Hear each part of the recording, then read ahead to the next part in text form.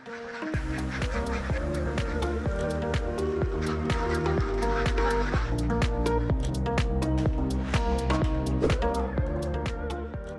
kuliner, wah pasti sudah familiar dengan makanan yang satu ini, telur bebek.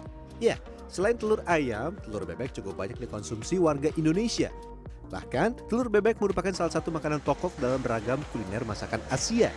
Namun, buat yang mau praktis, bisa nih mengkonsumsi telur bebek yang telah diasinkan, alias telur asin. Telur bebek yang berkualitas bisa didapat antara lain dengan cara merawat bebek petelur. Kali ini saya berada di kawasan peternakan bebek di Kelurahan Rorotan, Kecamatan Cilincing, Jakarta Utara. Yap, masih di Jakarta. Di tempat ini total 10 peternak bebek bergabung dalam kelompok tani maju wilayah Rorotan. Rata-rata satu peternak memiliki 100-500 ekor bebek. Jadi total ada sekitar 4.000 ekor bebek petelur di tempat ini. Kegiatan pertama pada pagi hari mempersiapkan pakan. Di alam liar, bebek biasa mengkonsumsi keong atau serangga. Tapi di sini, bebek diberi pakan ini nih. Kandangnya ada di ujung. Aduh. Jadi pagi-pagi nyiapin makanan dulu biar nggak bolak-balik.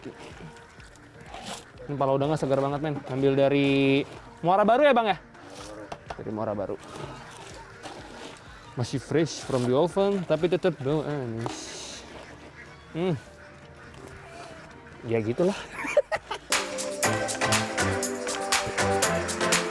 Setiap 500 ekor bebek akan menghabiskan 1 kuintal kepala udang setiap hari. Kalau lebih, tentu boleh. Tapi jangan sampai kurang ya, karena bisa mempengaruhi kualitas telur. Hehehe, tidak main-main nih. 1 ember bisa berisi 20-25 kg kepala udang. Pagi-pagi disari menjadi kali ini. Udah bau bebek, bau udang, matahari yang panas. Semangat! Apa Bang? Aman? Aman. Nggak aman deh.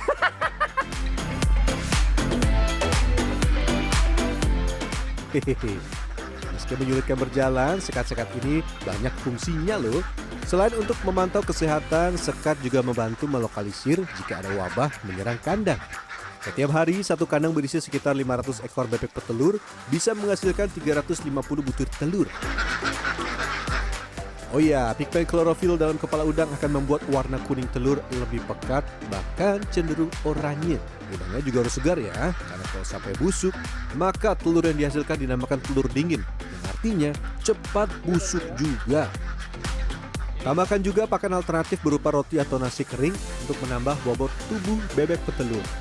Telur bebek berkualitas premium akan dihargai Rp2.500 per butir. Jika cuaca baik, omset peternak bebek di tempat ini bisa mencapai Rp1.000.000 setiap hari. Hohoho. Lalu, apakah setiap hari akan untung? Wah, belum tentu. Semua bergantung pada cuaca dan perawatan yang dilakukan. Musim hujan lah, kalau musim hujan apalagi kandang hujan-hujan angin, dingin, kandang nyemprot air nih, produksi jauh menurun. Kalau selagi kandang masih kering, walaupun musim hujan kandang nggak bagus, itu ya masih bisa menurun 50%. Setelah bebek kenyang, beri sekam atau jerami untuk menghangatkan kandang. Nah, jika ingin beternak bebek di Jakarta, harus ikut aturannya ya. Mengacu pada Perda Nomor 4 Tahun 2007 tentang pengendalian pemeliharaan dan peredaran unggas, ada jarak minimal yang ditetapkan untuk memelihara unggas. Pada bab 2 pasal 2 dan poin keempat dijabarkan, dena lokasi kandang minimal berjarak 25 meter dari permukiman, agar warga tidak terganggu oleh bau peternakan. Halo Ibu. Setelah melalui perjalanan panjang perawatan dan panen telur, kita lanjut ke proses pembuatan telur asin. Nah, untuk membuat telur asin, pilih telur bebek yang utuh, tidak retak dan berukuran 80-90 gram. Nah, rendam telur bebek dengan sitron selama 5 menit, kemudian gosok perlahan. Zat penambah rasa masam pada makanan atau minuman ini juga efektif menghilangkan kotoran pada kulit telur bebek. Lanjut bilas 2 kali dengan air bersih. Eits, telur belum bisa langsung diasinkan ya. Sortir terlebih dahulu menggunakan lampu yang telah dimodifikasi. Oh iya, telur yang sudah pecah jangan diasinkan karena bagian dalamnya akan terkontaminasi.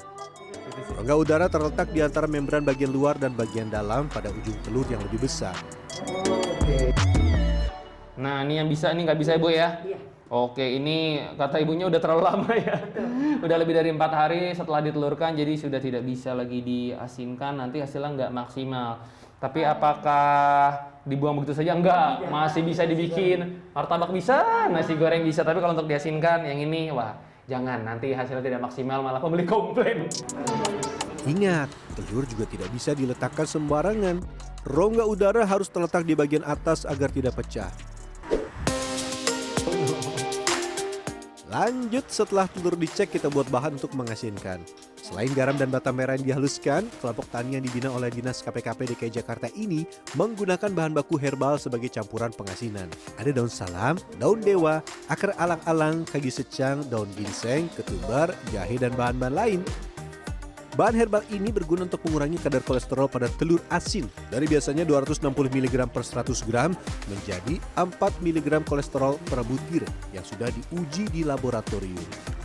Setelah dicampur serta didiamkan semalaman, bubur tanah merah campuran bata merah dan garam dengan perbandingan 1:1 ini dibalurkan ke telur bebek.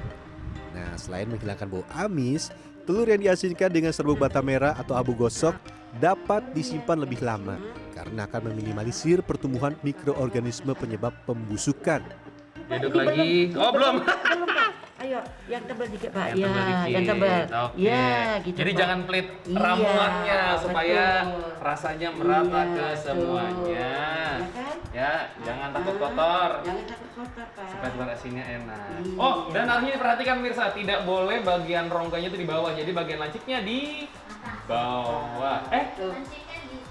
Bener ya? Saya tidur. Rongganya di atas berarti lancipnya di bawah. Oke, waduh. Kalau sampai salah bahaya. Nanti bisa hitam telurnya.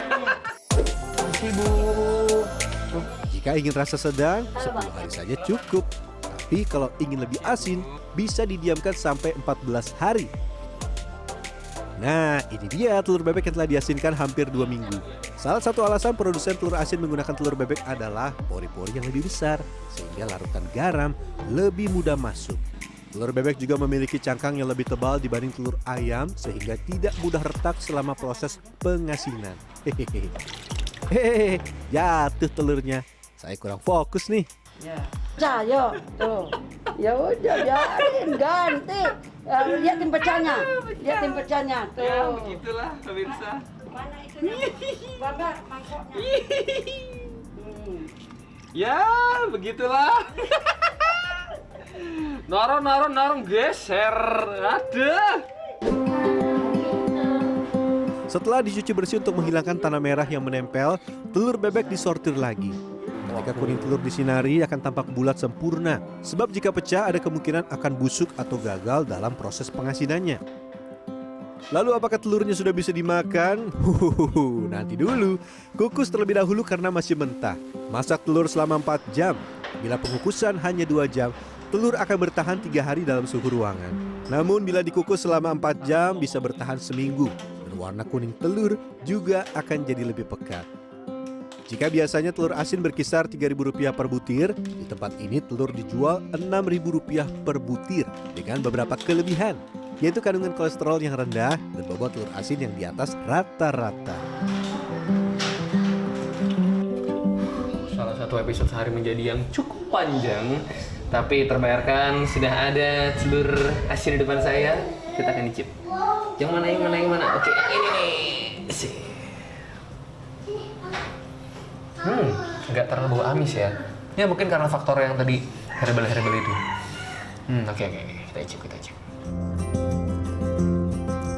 Sebelum pandemi, produsen telur asin sejak 2006 ini bisa meraup omset sampai Rp50 juta per bulan. Namun pandemi memukul bisnis sampai separuhnya.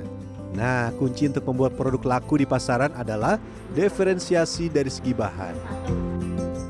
Kita kelompok tani ngajarin herbal, jadi kita bikin herbal aja.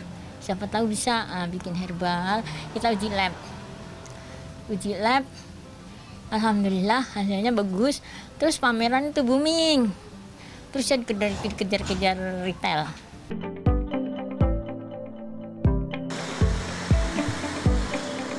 Buat yang suka makan telur asin konvensional, ingat, jangan sampai kalap ya. Meski rasanya lezat, manusia dewasa maksimal hanya bisa mengkonsumsi 200-300 mg kolesterol per hari. Dan tahukah Anda, kandungan kolesterol dalam sebutir telur asin yang biasa kita temui bisa mencapai 260 mg per butir. Karena memang kandungannya kolesterol tetap ada di situ, kandungan garamnya juga tinggi ya. Tentu saja kita mesti berhati-hati untuk mengkonsumsinya, jangan sering-sering, tergantung dengan kondisi kesehatan masing-masing. Kalau memang sudah mempunyai tekanan darah tinggi, sudah mempunyai kadar kolesterol yang di atas normal, mungkin sebaiknya menghindari. Selain membantu produsen telur asin mendapat pelatihan dan uji coba laboratorium, pemerintah kini sedang mengajukan permohonan telur asin wilayah rorotan sebagai indikasi geografis atau tanda pengenal atas barang atau komoditas yang berasal dari suatu wilayah. Wah, ternyata ada perjalanan panjang untuk sebutir telur asin yang ada di meja makan kita. Dan kalau ingin menjadi peternak bebek petelur, ingat siapkan lahan terlebih dahulu ya. Apalagi di wilayah DKI Jakarta. Namun kalau hendak menjadi penikmat telur asin saja, ingat, diatur jumlah asupannya, jangan sampai kadar kolesterol meningkat tajam karena kebablasan mengkonsumsi. Sampai jumpa pada episode Sehari Menjadi berikutnya ya. Rian Fernando, Dwi Agung Yuldiarto, Jakarta.